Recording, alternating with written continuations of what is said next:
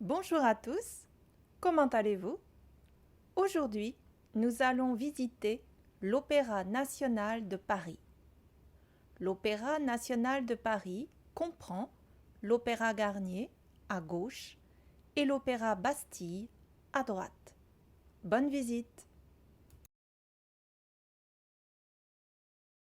L'Opéra Garnier se situe dans le 9e arrondissement. L'Opéra Bastille, lui, se situe dans le 12e arrondissement. Ils se trouvent tous les deux sur la rive droite de la Seine. L'Opéra Bastille a été inauguré en 1989, la même année que la pyramide du Louvre. Voici la place de la Bastille et au centre, la colonne de Juillet. C'est Louis-Philippe qui décida en 1830 de construire la colonne de Juillet. Elle n'est pas là pour commémorer la Révolution française. Elle a été inaugurée en 1840. L'Opéra Bastille est juste à côté de la place de la Bastille. On le voit ici, à droite de la photo. La place de la Bastille est un lieu symbolique de la Révolution française, où l'ancienne forteresse de la Bastille, que l'on voit à droite, a été détruite entre 1789 et 1790, avec la prise de la Bastille le 14 juillet 1789. La Bastille était une prison d'État et elle a été prise d'assaut par la population le 14 juillet 1789. Cet événement est considéré comme le premier acte de la Révolution française. L'Opéra Bastille est une salle d'opéra moderne qui a été inaugurée le 13 juillet 1989 à l'occasion du bicentenaire, c'est-à-dire des 200 ans de la Révolution française. Voici l'intérieur de l'Opéra Bastille, l'entrée avec les guichets. L'Opéra Bastille a 2 salles, mais il a aussi une bibliothèque, une discothèque, une vidéothèque, ainsi que 2 autres lieux de spectacle. Il y a aussi des restaurants, des librairies et des expositions. Voici la plus grande salle de l'Opéra Bastille. C'est une salle d'opéra très moderne qui a 2745 places assises, c'est-à-dire le double de la salle de l'Opéra Garnier. En fait, la grande salle de l'Opéra Bastille est l'une des plus importantes au monde. En comparaison, l'Opéra de Sydney peut accueillir 2679 personnes assises, donc moins que cette salle. La scène de l'Opéra Bastille est elle aussi très moderne. Les décors de cette scène peuvent être complètement changés en moins d'1 heure, pour qu'il soit possible de jouer une œuvre différente en matinée et en soirée. Il ne faut pas oublier de parler des toits de l'Opéra Bastille. En effet, depuis 2018, il y a un potager de 2500 mètres carrés sur les toits de cet opéra.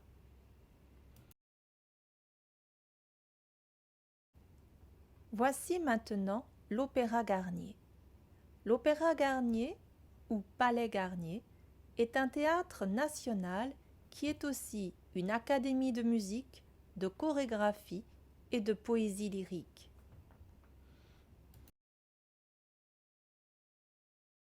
L'Opéra Garnier, ou Palais Garnier, se trouve dans le 9e arrondissement de Paris. Il est situé place de l'Opéra et à l'extrémité de l'avenue de l'Opéra. En 1860, Napoléon III a le projet d'un nouvel opéra. 171 concurrents s'affrontent alors sur ce projet de construction. C'est un jeune architecte, Charles Garnier, qui est choisi. Charles Garnier est né en 1825 et est mort en 1898. Il a fait aussi l'Opéra de Monte-Carlo, que l'on voit ici sur la photo, et le Casino de Monte-Carlo. Voici l'intérieur de l'Opéra de Monte-Carlo, inauguré en 1879.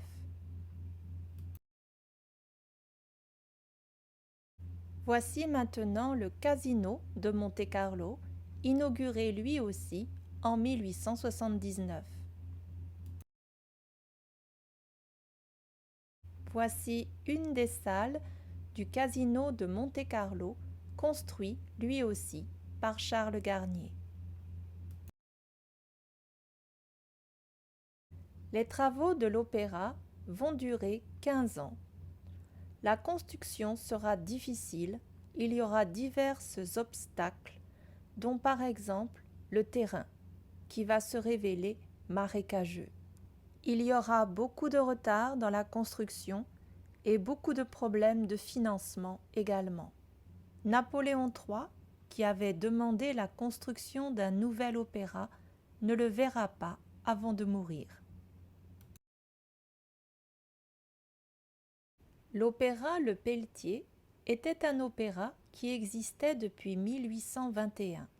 C'était le grand opéra de Paris. C'est par exemple dans cet opéra qu'Édouard Degas a peint plusieurs œuvres, dont Le foyer de la danse à l'Opéra de la rue Le Pelletier, peint en 1872. Mais le bâtiment est complètement brûlé et détruit en 1873 par un incendie qui va durer plus de 24 heures. Tout est détruit. Le magasin d'accessoires, le mobilier du théâtre, de la salle, le matériel d'éclairage, tout sera détruit.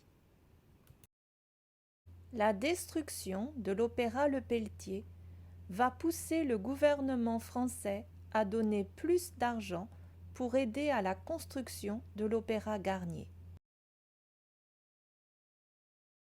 Au total, les coûts des travaux représentent près de 36 millions de francs or, une fortune à l'époque.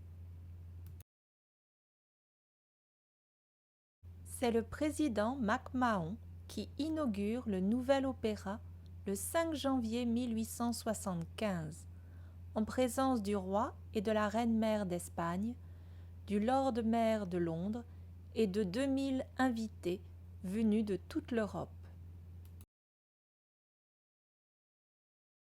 Voici une peinture représentant le jour de l'inauguration, le 5 janvier 1875. Et voici la scène et la salle de spectacle ce même jour. Après le spectacle, les hommes de la haute société viennent saluer les ballerines au grand foyer.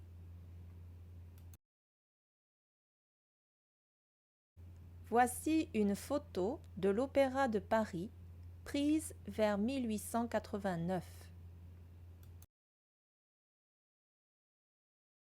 Et voici une peinture de Camille Pissarro, dont le titre est L'avenue de l'Opéra.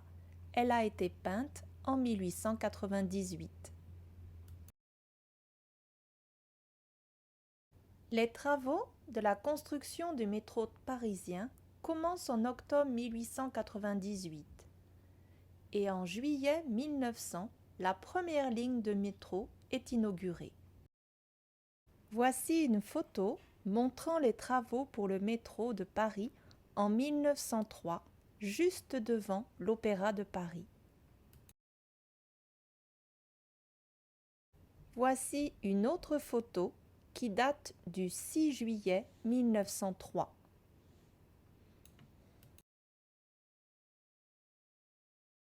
Les travaux de l'avenue de l'Opéra ont duré 10 ans, de 1900 à 1910. Voici un dessin montrant les diverses lignes, sous-sol, escaliers qu'il y a sous la place de l'Opéra. Il y a 4 lignes, une de RER et 3 de métro, qui se croisent près de l'Opéra. Voici une des bouches de métro près de l'Opéra Garnier. Elle se trouve juste en face de lui. L'Opéra Garnier est l'un des monuments les plus célèbres de Paris et il a très régulièrement des timbres à son effigie. En voici un de 2010. Voici une coupe architecturale du Palais Garnier. L'entrée principale est bien sûr en bas à droite. On peut apercevoir où se trouve la grande salle de spectacle et la scène. Voici maintenant le plan du Palais Garnier. On entre par la droite, on se retrouve dans le grand foyer, on monte le grand escalier et on arrive dans la salle. Sur la droite de la salle, il y a le restaurant et à gauche de la salle, il y a le grand salon.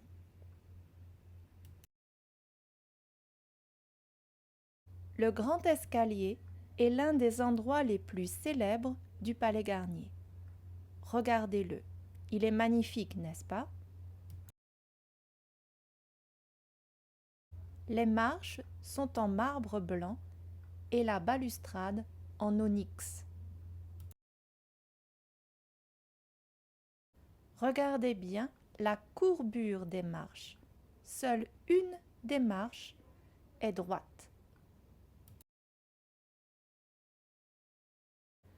Voici un autre endroit très célèbre qui s'appelle le Grand Foyer. La conception du Grand Foyer s'inspire des galeries des châteaux de la Renaissance française du XVIe siècle, comme le château de Fontainebleau, et du XVIIe siècle, comme par exemple la galerie d'Apollon au Louvre ou la galerie des Glaces à Versailles. Il y a des miroirs et des baies ouvrant sur la rue qui permet d'accentuer les très grandes dimensions de cette salle. Et nous voici dans la salle de spectacle qui est grandiose. Le rideau de scène a été peint en 1874. Il est de 14,50 m sur 17,50 m et il a été refait à l'identique en 1952, puis restauré en 1996. Il est assez incroyable car on trompe l'œil. Voici maintenant l'arrière de la scène et on voit cette immense salle avec ses 4 balcons, ses loges sur 5 niveaux, 5 étages. Voici un dessin répertoriant le nombre de places qu'il y a dans cette immense salle. Il est écrit que 2131 personnes peuvent assister à un spectacle. Voici la page internet pour réserver sa place au Palais Garnier. Le prix des places dépend de la couleur. Ainsi, la couleur marron indique les places les plus chères et la couleur verte les places les moins chères. Par ordre de prix décroissant, les couleurs sont marron, rouge, bleu, jaune, bleu clair, violet et vert pour les places les moins chères. Les sièges de l'orchestre sont situés de part et d'autre d'une allée centrale. Les 8 rangs des sièges du balcon sont eux situés un peu en hauteur et bénéficient d'une vision très dégagée sur la scène. Les spectateurs du balcon sont dits privilégiés car ils peuvent voir un décor et une mise en scène qui ont été pensés par l'équipe des créateurs à partir de ce point de vue. Les sièges ou fauteuils de l'orchestre et du balcon sont en bois noir avec du velours rouge. Au-dessus, sur le bronze doré, est écrit le numéro de chaque siège. Voici quelques exemples de loges qui sont tout aussi magnifiques. Les sièges sont en velours et leur cloisonnement en damas et en tenture. Tout est rouge. Voici le couloir ou corridor par lequel on accède aux loges. Voici la loge la plus extraordinaire qui est appelée la loge de l'empereur. Prenons le temps de regarder maintenant les plafonds de l'Opéra de Paris. Celui-ci est au-dessus du grand escalier, à 30 mètres de hauteur. Voici maintenant le plafond du grand foyer à 18 mètres de hauteur. Ce plafond a été peint par Paul Baudry. Ce travail colossal a duré 8 ans. Ceci est le plafond de la salle de spectacle. C'est une toile de 220 mètres carrés peinte par Marc Chagall. Voici Marc Chagall à gauche et André Malraux à droite, alors ministre de la Culture. Ils sont à l'Opéra de Paris pour l'inauguration du plafond peint par Chagall. C'est le 23 septembre 1964. C'est André Malraux qui avait commandé ce plafond à Marc Chagall. Le plafond est donc une toile de 220 mètres carrés de Marc Chagall, alors âgé de 77 ans. Mais qu'y avait-il avant? Il y avait une œuvre signée de Jules Eugène Leneveu, 1819-1898, réalisée en 1872 et intitulée « Les muses et les heures du jour et de la nuit ». Ce plafond d'origine est sous l'œuvre de Chagall. Réalisée en un an avec l'aide de 3 assistants, l'œuvre de Marc Chagall rend hommage à 14 compositeurs et à leurs œuvres. Pour ce plafond, le peintre ne toucha, ne reçut aucun salaire. Marc Chagall est né en Biélorussie en 1887 et naturalisé français en 1937. C'est l'un des plus célèbres artistes installés en France au XXe siècle avec Pablo Picasso. C'est tout d'abord un peintre, mais il est aussi graveur, sculpteur, poète et son travail sur vitrail et émail est également très célèbre. Voici une exposition multimédia présentée en 2017 dont le titre est « Chagall, songe d'une nuit d'été ». Voici quelques exemples de vitraux peints par Marc Chagall. Par exemple, le vitrail très célèbre dont le titre est « La paix ou l'arbre de vie » et les vitraux de la cathédrale de Reims. Nous sommes maintenant dans la bibliothèque-musée de l'Opéra de Paris. Il y a près de 600 000 documents, dont 100 000 livres, 1680 titres de périodiques et divers imprimés, 16 000 partitions, 30 000 livrets, 10 000 programmes, 10 000 dossiers documentaires, 250 000 lettres autographes, 11 000 matériels d'orchestre, 100 000 photographies, 30 000 estampes, 25 000 esquisses de costumes et de décors, 100 mètres linéaires d'affiches et 3 000 archives. Voici une lithographie représentant la bibliothèque-musée de l'Opéra au XIXe siècle. Elle n'a pas changé.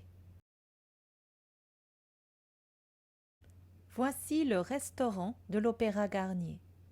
Charles Garnier avait projeté de créer un restaurant à l'étage. Cependant, pour des raisons budgétaires, seul un buffet avait été mis en place.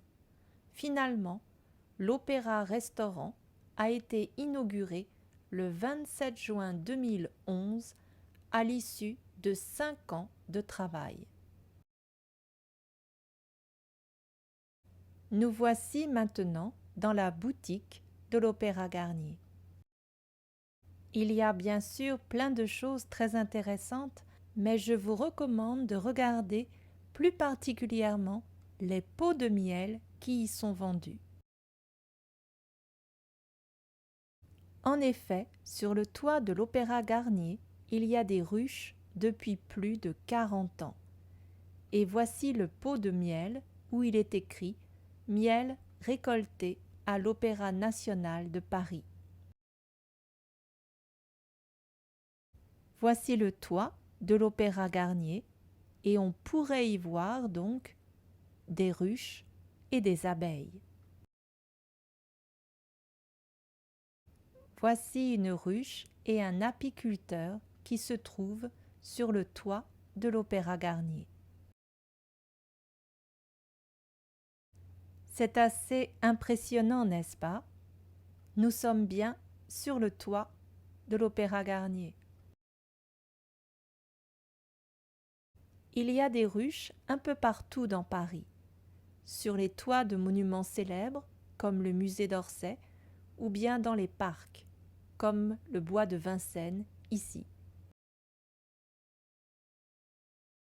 Après être monté sur les toits de l'Opéra de Paris, nous sommes maintenant sous l'Opéra. Nous sommes exactement au 5e sous-sol à une dizaine de mètres sous la Seine.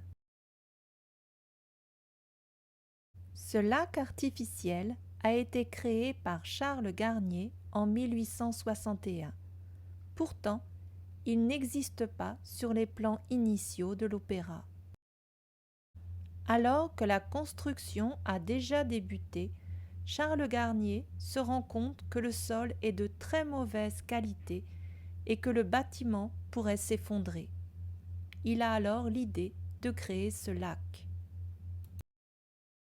Ce lac est à l'origine de nombreuses légendes, dont celle du fantôme de l'opéra. Mais nous en parlerons dans la prochaine vidéo. Restez à l'écoute.